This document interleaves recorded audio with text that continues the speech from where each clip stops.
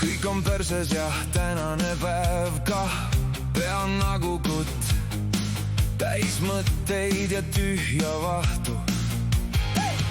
Mul on jumala pohhui, ma ei viitsi, ei, võtab viimasegi tuju, kuidas küll sellest pasast välja ujun.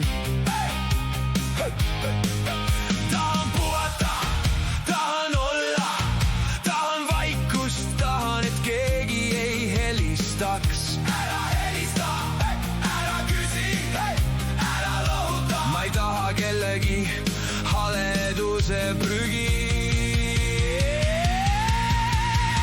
Las maailm teeb oma tiire, sellel jamal siin ei ole piire. Kui keegi tahab mind säästa, siis võtku number.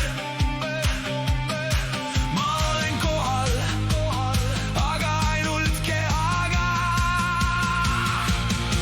Vaim on juba kuskile ära läinud.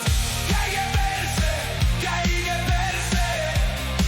Ma olen täna oma teel. Käige perse, käige perse.